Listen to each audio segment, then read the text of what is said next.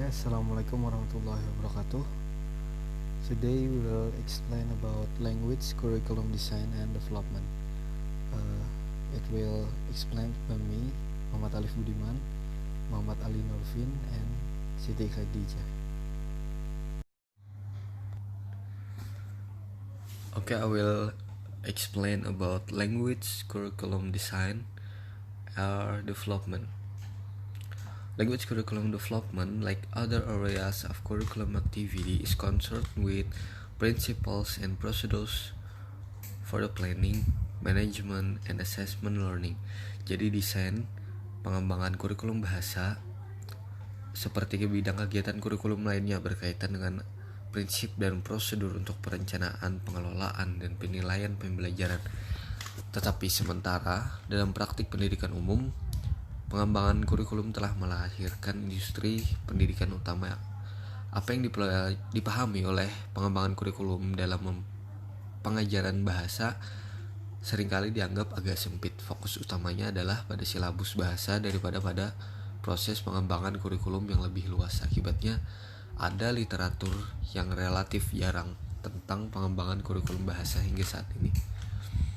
Curriculum development can be defined as the step-by-step process used to create positive improvement in the course offered by a school, college, or university.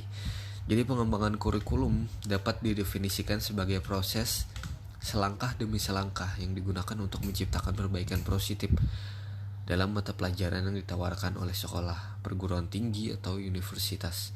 Dunia berubah setiap hari dan penemuan baru harus dimasukkan ke dalam kurikulum pendidikan. Teknik dan strategi pengajaran yang inovatif seperti pembelajaran aktif atau pembelajaran campuran terus menerus dirancang untuk meningkatkan pengalaman belajar siswa. Akibatnya, lembaga harus memiliki rencana untuk mengakui perubahan ini dan kemudian menerapkannya dalam kurikulum sekolah. The word curriculum has roots in Latin. It originally meant racing chariot and came from the verb currere, to run. Jadi kata kurikulum berasal dari bahasa Latin. Ini awalnya berasal dari balap kereta dan berasal dari kata kerja saat ini, to run, untuk menjalankan. Cara kita memahami dalam berteori tentang kurikulum saat ini telah berubah secara signifikan selama bertahun-tahun. Saat ini, definisi paling sederhana dari kata kurikulum adalah mata pelajaran yang terdiri dari program studi di universitas, sekolah, atau perguruan tinggi. Tentu saja ada perbedaan dalam desain mata kuliah. Ada mata kuliah matematika misalnya yang diambil di satu universitas, mungkin mencakup materi yang sama. Namun, pendidikan dapat mengajarkannya dengan cara yang berbeda. Tetapi inti dasar pengembangan kurikulum tetaplah sama. Curriculum design can be seen as a kind of writing activity, and as such it can usefully be studied as a process. Kemudian desain kurikulum dapat dilihat sebagai semacam kegiatan menulis, dan karena itu dapat bermanfaat dipelajari sebagai suatu proses, subproses khas dari proses penulisan, seperti mengumpulkan ide, menyusun ide ke teks, meninjau, mengedit.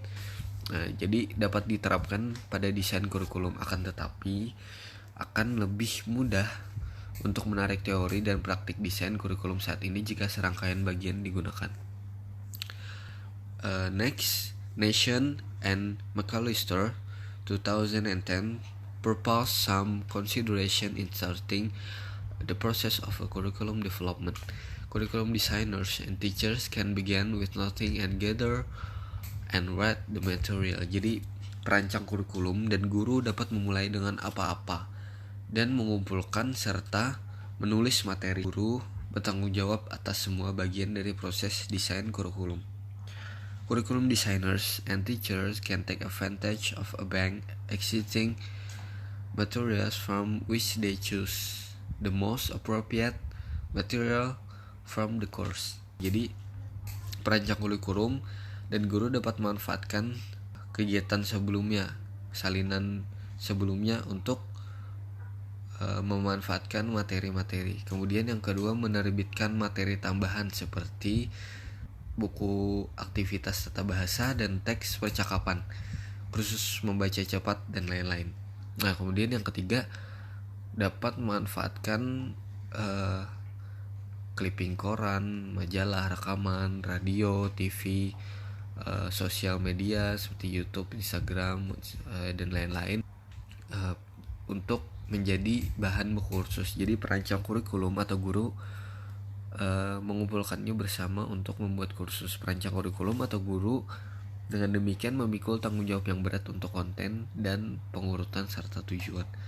Some of the curriculum statement and course book deliberately provides only some part of material needed for a complete course. Jadi beberapa pernyataan kurikulum dan buku kursus sengaja hanya memberikan sebagian dari materi yang dibutuhkan untuk sebuah kursus lengkap. Pernyataan kurikulum biasanya memberikan isi dan tujuan, urutan, dan penilaian bagian dari kursus dan menyerahkan kepada guru untuk memutuskan materi yang akan digunakan untuk menangani format dan presentasi. The teacher selects a published course book and employs it as the only material or the main material for the course. Guru memilih buku kursus yang telah diterbitkan dan menggunakan sebagai satu-satunya bahan atau bahan utama kursus. Titik awal ini adalah yang termudah jika tersedia buku kursus yang dapat digunakan. Buku yang dapat digunakan adalah buku di mana setidaknya setengah dari materi dalam buku tersebut dapat digunakan dalam kursus. Ini membuatnya layak untuk memberi buku dan memberikan waktu bagi perancang kurikulum untuk mengerjakan materi tambahan. Okay, that's all from me. Thank you for your attention. The factors contributing to environment analysis. Definition. Environment analysis involves looking at the factors that will have a strong effect on decision about the goals of the course, what to include in the course, and how to teach and assess it. These factors can arise from the learners, the teachers, and the teaching and learning situation. So, menurut Tismar 1990, analisis lingkungan itu mencakup faktor-faktor yang akan memiliki pengaruh yang kuat terhadap keputusan tentang tujuan pembelajaran, apa yang harus disertakan dalam pembelajaran, dan bagaimana mengajarkannya serta menilainya. Faktor ini dapat muncul dari guru, pelajar, dan situasi pengajaran dan pembelajaran. Sedangkan menurut Richard 2001, analisis lingkungan ini is also called situation analysis or constraint analysis. Disebut analisis situasi atau analisis kendala. Factors. There are many factors that could affect curriculum design. Yang pertama, whether the course will still be usable if the factor is not taken into account. Apakah kursus masih akan berguna jika faktor itu tidak diperhitungkan? Yang B, how large and pervasive the effect of the factors is on the course. Seberapa besar dan menyeluruh dampak faktor-faktor pada jalurnya. So, kurikulum ini mempunyai faktor-faktor yang mempengaruhi penerapannya. Yang pertama itu ada guru, the teacher. The teachers view their role in curriculum implementation as an autonomous one. They select and decide what to teach from the prescribed syllabus or curriculum. Jadi, guru ini memandang perannya dalam penerapan kurikulum itu sebagai hal yang otonomi. Mereka memilih atau memutuskan apa yang akan diajarkan dari kurikulum atau dari kurikulum yang telah ditentukan. Karena penerapan terjadi melalui interaksi pembelajar dan kesempatan pembelajar yang direncanakan, dan peran dan pengaruh guru. Jadi peran dan pengaruh guru dalam proses ini dibutuhkan. Sedangkan menurut Wolfson 1997, dalam implementasi kurikulum ini, guru tuh harus memainkan peran yang lebih signifikan dalam merancang kurikulum. Guru itu harus terlibat dalam perencanaan dan pengembangan kurikulum agar mereka dapat mengimplementasikan dan memodifikasi kurikulum untuk manfaat pembelajaran mereka. Yang kedua itu the learner. The learners are also a critical element in curriculum implementation, while teachers are arbiters of the classroom practice. The learners hold the key to what is actually transmitted and adopted from the official curriculum. Jadi, the learners ini peserta didik. Jadi peserta didik ini merupakan suatu elemen penting juga dalam penerapan kurikulum. Guru itu seperti umpamanya guru itu seperti wasit, sedangkan para peserta didik ini yang memegang kuncinya untuk apa yang sebenarnya disampaikan dan diterima dari kurikulum itu.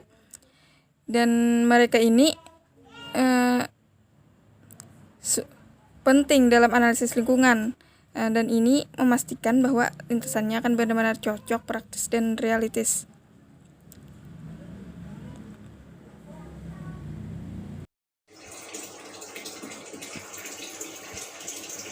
Okay, so I'm going to explain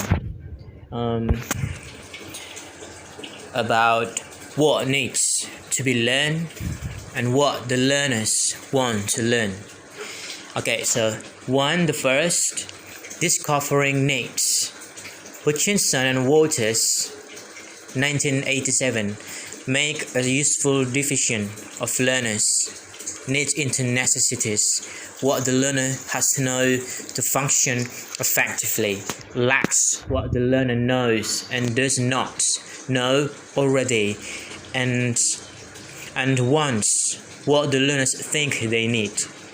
These are discovered by a variety of means, by testing, by questioning and interviewing, by recalling previous performance, by consulting employers, teachers and others involved, by collecting data such as textbooks and manuals that the learners will have to read, and analyzing them, and by investigating the situations where the learners will need to use the language. Ways of doing needs analysis can be evaluated by the same general criteria used to evaluate tests: reliability, validity and practicality. Necessities, lacks and wants may all involve some kind of comparison of reference to lists of items which can act as the learning goals of the course. And an exception to this is to base the course on what the learners request. In this case, the lists are created by learners. This is effective if the learners have very clear purposes for learning English which they are aware of.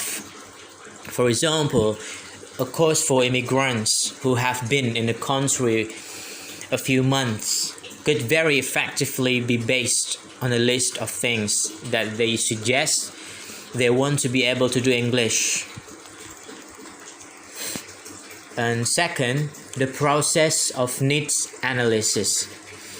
A. Deciding what information to gather and why. B. Deciding the best way to gather it, when, how, and from whom. C. Gathering the information. D. Interpreting the information. It's like translate the information. And E. Acting on the information. F.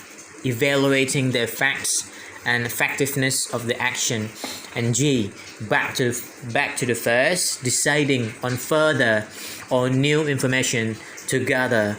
In language curriculum development, need analysis serves the purpose of: first, providing a mechanism for obtaining a wider range of input into the content.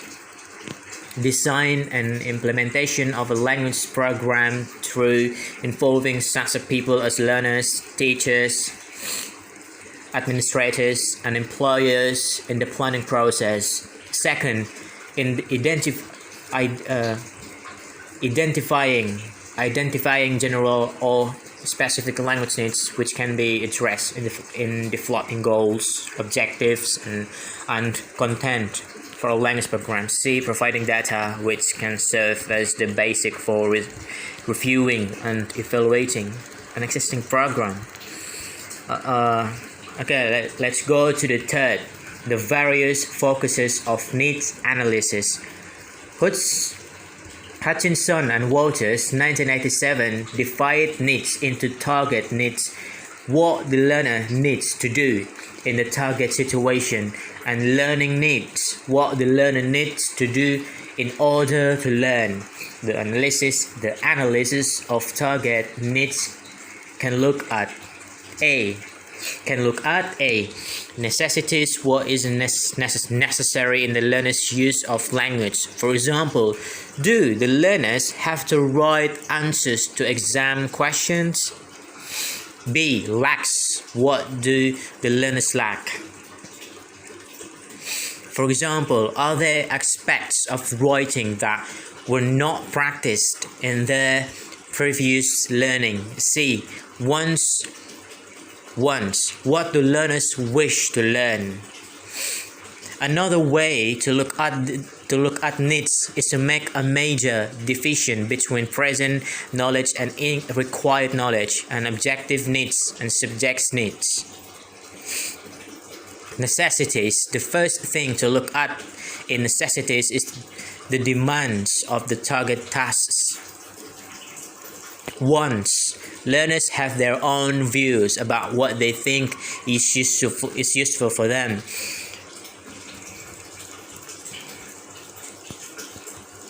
Okay, so that's all from me. Thank you for your attention. Okay, that's all from us. Thank you for your attention. Wassalamualaikum warahmatullahi wabarakatuh.